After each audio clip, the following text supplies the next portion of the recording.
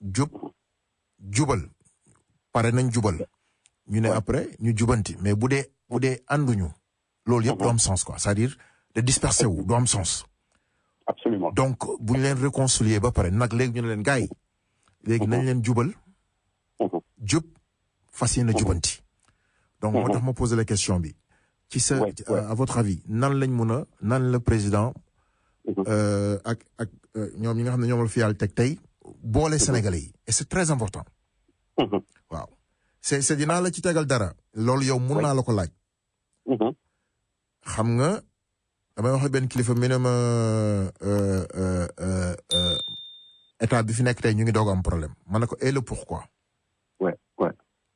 mi ne ma parce que Donald Trump falu na ma ne ko d'accord. mi ne yàlla rek xam ñaanaluñ ko kenn. mais bu dee li mu wax ne dina ko def. mu am ay xale yoo wala ay nit ay sénégalais yoo xam ne nii mun nañ leen déporter maintenant bu mooy dañuy déporter ñu bëri dañuy yaakaar ne rek ne ñiy doog a ñëw la mun na nekk quiconque même bu dee il faut parce que ñii fi nekk nii ñi leneen la quoi. donc disons mu am ay nit ñoo xam ne nii delloo nañ leen. c'est damuñu ci seen sago est-ce que état bi tey pare na pour xool ñoonu bu ñu si jamais dañu dem ñaanaluñ ko kenn mais war nañ ko mën a sóoraale parce que état tamit c'est prévenir lan lañ leen di defal moo ça revient ci li nga wax ne réconcilier leen parce que déportation dafa metti koo def bu la ko waxee bu la ko waxul am na lu ko naqadi ci xolam. Bien sûr. Donc dama bëggoon anticiper ci loolu rek allez-y. Ouais, d'accord, ça marche. Maintenant, juste, tu m'accordes le temps de fermer cette petite parenthèse. Allez-y. Nous avons soutenir Sénégal, qu'est-ce et pourquoi j'appelle tout le monde à voter pour ça. Allez-y. N'est-ce pas? Oui. Parce que honnêtement, les différentes équipes politiques là, on a tous vu entre 2000 et 2024, c'est des combinaisons qui changent. Tout le temps. Aujourd'hui, presque quoi. C'est malheureux. Et je pense que c'est là où il faut créer déjà cette rupture-là. Parce que ñaari camp ñoo fi am de Sénégal, vertu et vice. Ça n'a pas changé. Vertu et vice. Maintenant, le vice, mais c'est un peu partout, hein. Dafa am ñoo xam ne ñun dañuy ñëw développer suñu ay valeurs propres, ay jub, ngor, gore, tout ça. Man j'ai regardé le champ politique, du ma saaga kenn du ma wax kenn lu ñaaw yàlla bu ma fi génne sax luy metti nit quoi, sincèrement. Maintenant, par rapport aux actes et aux paroles, au discours des gens, je pense que l'électeur sénégalais doit commencer à réfléchir pour dire qu'attends, on a utilisé le même modèle depuis 2000, 2012, 2000, mais c'est tout le temps le même scénario. Xam nga booy def la même chose et tu t'attends un différent résultat, c'est que da ngay nax sa bopp. Je pense qu'aujourd'hui, et c'est là où je disais que la diaspora a un peu échoué, et je pense qu'il nous faudra dans les années à venir corriger ça. Ñun dañuy ñëw immigration fii. Normalement, notre rôle, ce n'est pas que les Western yónnee xaalis. Dañu war a jël ay valeurs positives yóbbu ko suñu dëkk. Pourquoi je dis ça? Ici aux États-Unis, combien de fois un sénateur, un gouverneur, c'est-à-dire il suffit nga def benn genre déviation morale, mais ça yow tu es éliminé de la fini, parce que fii dañu gëm ni yow balaa nga muy jiite da nga may gën fu ne. Moral, oui. Surtout si moral, exactement. Mais ñun dañu nangu souvent xam nga ndeysaan Cheikh Tidiane Sy Al Maktoum moo doon wax lii. Mu ne un homme qui dispose tout le savoir sur terre mais qui n'a pas de vertu équivaut à un âne qui transporte des livres. Loolu la sëñ bi wax Al Maktoum wallahi mooy maanaam di nga gis ku jàng ne la man j'ai 50 diplômes PhD nangam sangam mais amul valeur ah kooku ak mbaam bu yëkkati ay livres di yóbbu mooy même chose. Et c'est là où la tromperie vient nag. Et c'est pourquoi je dis que l'électeur sénégalais dafa war a am benn genre d'esprit nouveau de dire que tey nag moom c'est pas parce que kii daf ma neex wala voilà il nous finance ceci cela qu'il doit voter pour lui. Il y a des gens de vertu. Le parcours, le background check qu'on fait ici aux États-Unis, on te fait ton background check de ton passage, tes diplômes, ça veut dire quelque chose. De femmes qui veulent arriver en fait. Il faut qu'on aille vers ça. On n'a qu'à retourner vers le background check de chaque candidat. Pourquoi j'ai choisi Abdoul Mbaye, Thierno Alassane Sall? C'est très simple, on a une anecdote.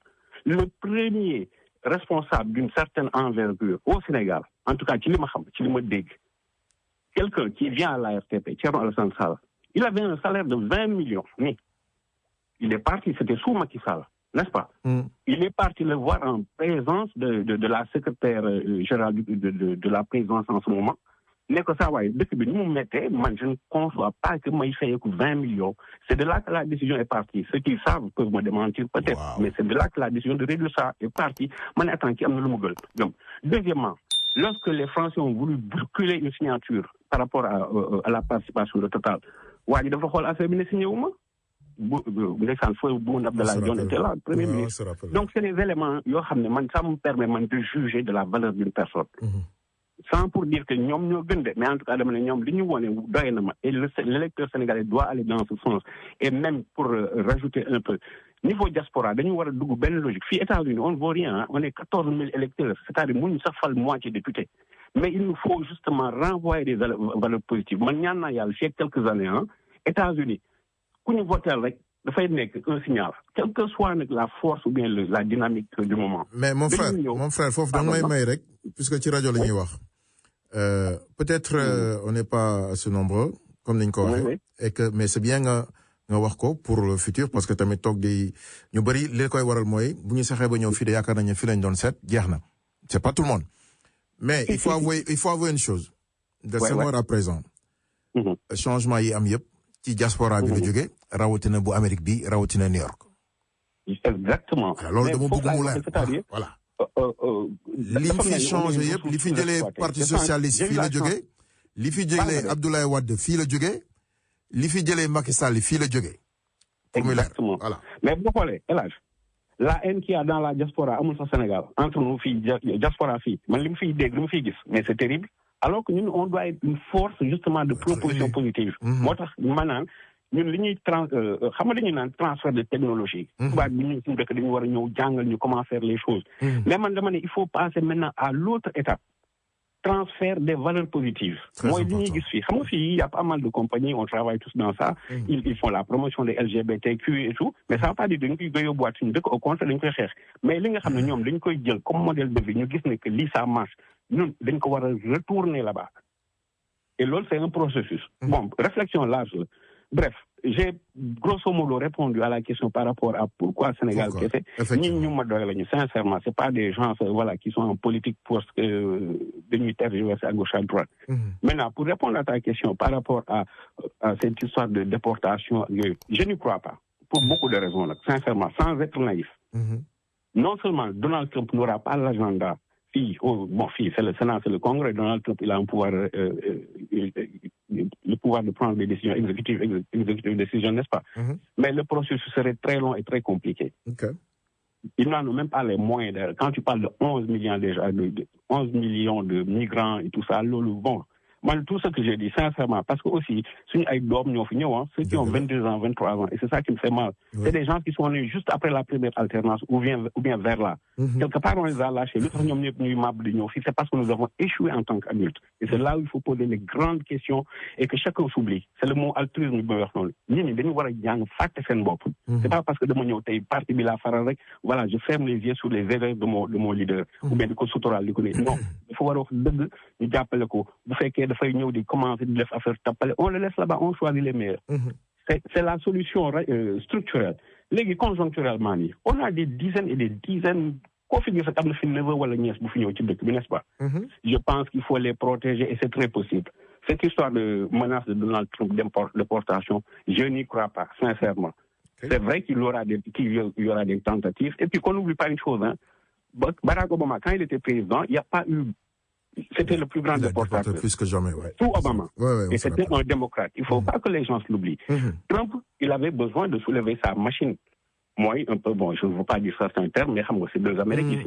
Il avait besoin de ces messages pour les soulever, mais il n'en aura même pas le temps. Ce qu'on peut dire à nos jeunes là qui viennent d'arriver, il faut qu'ils évitent d'avoir des comportements déviants, c'est tout. Parce que fille de France, tu te promènes, tu es noir, on te demande tes papiers. Mais si vos papiers, n'est-ce pas? Puis Amérique là, dans les tranquille, c'est-à-dire, bul ci yenn histoire et situation quoi. Te yàlla dafa bëri sutura. Tubaab bi ñu ñëw fii ñoom ñëpp ay migrants la ñu woon. C'était plus terrible parce que c'était géré par des mafias mais partout quoi. ñoom seen boss a gënoon metti. C'est là où justement il faut qu'on ait une intelligence collective léegi. yooyu yeneen xajul ci 1 heure de temps. Je pense qu'on est au moins 10 000 Sénégalais d'origine qui ont une nationalité ici, sinon plus. N'est-ce pas? À Washington, il y a 13 000 lobbyistes. 13 000 lobbyistes. Il y a un sujet là, comprendre. Mais je pense qu'il nous faut nous imposer en tant que communauté de migration majeure. On n'a pas commencé à immigrer aux États-Unis, ça fait 5 ans, 10 ans, 20 ans. Comment ça nous fait hein? Bien sûr. Maintenant, c'est là où... Deux générations est déjà. Oui. Voilà. Si nous dormions, il y a un débat vers la fin avec Sokhna Ndeye Fall et Bamba Seydi. Même paradigme par rapport à nous, comment on regarde la diaspora. Parce que le Sénégal, il y a une diaspora. Ils oublient que quand ils disent diaspora, c'est le Sénégal, c'est tout le monde entier, moins le Sénégal. Abdoul, si je vous comprends très bien, vous m'avez dit que ci réconciliation bi yaa ngi wax ne soxla nañ ko foofu wante mu mel ne ci diaspora bi tamit on en a besoin pour pouvoir gérer la situation. fii la ñuy commencé nag man ñaan naa ko yàlla bu ñu génnee ci élection yi man dans le cadre de mon AVE altruisme vérité engagement yàlla may jot bi may ñëpp nekk ci jàmm gis nga tous les leaders des différents partis politiques réunis fii mon ambition c'est de les réunir un week-end ñu toog ñu ne aujourd'hui on prend toutes les questions et on les traite de manière transpartisane mooy lan yow sa xalaat yaa ngi je sais pas man PDS kii mu ngi PS kii mu ngi LD kii mu ngi fële ñun en tant que Sénégalais, il faut qu'on puisse s'asseoir autour d'une table, discuter des choses, sans pour autant que nous ne demandons pas qu'à chaque veille d'élection, c'est pas bien, ça ne nous avance pas, et c'est une grosse trahison collective vis-à-vis de ces gosses-là. Comme ça se passe sur le côté au Sénégal. La question de la diaspora est tellement sérieuse. Et alors qu'on a des moyens de nous en sortir, sans que et c'est un problème récurrent. Je peux donner une anecdote. Wallahi, les jours de ma joy, comme un enfant presque. Je suis venu à New York. Des fois, j'ai rencontré une dame là-bas. Elle était venue des États. Parce que, bon, c'est des affaires privées. Elle est venue alors que c'était un férié au Sénégal. Pour l'histoire de passeport. Elle est venue, elle a payé des billets d'avion à gauche, à droite. Donc, elle était obligée de passer la nuit à New York pour attendre le lendemain. Tu te rends compte? Alors, ça fait peut-être moins de 18 mois, quelque chose comme ça. Hein. Wow, ça m'a tellement fait mal. Et puis, il faut voir, c'est une maman, quoi. Moi, déjà, ça y est, ils sont sur l'avion. Bon, elle ne savait pas que c'était férié au Sénégal. Tu vois. Alors, à partir de ce moment, j'ai réactivé une autre idée qui était là. Mais nous, rien ne nous empêche. C'est vrai que c'est un État très, très large. Hein, Californie, New York, c'est vraiment un continent presque, quoi. Mais jusqu'à aujourd'hui, on a toujours voulu développer une dynamique de dépendance diaspora vis-à-vis de l'État Sénégal. C'est faux. Normalement, on doit avoir des propriétés aux États-Unis. C'est ce que j'appelle une immigration intelligente. I'm dead serious. En 2004-2005, Harlem, 116. C'était avant, sort of gentrification. Mais on aurait pu acheter des immeubles là-bas. Oui ou non? Ouais, on est propriétaire de rien. L'État du Sénégal loue des offices là. It makes no sense. Aujourd'hui, imagine-toi, on a pris le FAISE. C'était une bonne idée, hein, pour financer les Sénégalais extérieurs, des trucs comme ça. Il n'y a pas monde le fait.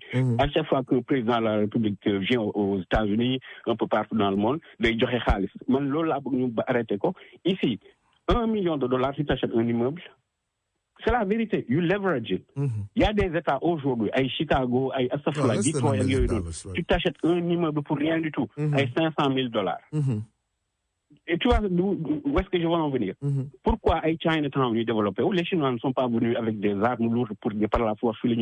C'est parce qu'ils ont ce mécanisme de solidarité et leveraging. We have to do that. Si $5 millions, nous réglons le problème. Il y a 5 consulats entre New York et West. Ces gars, ils ont blow c'est sûr.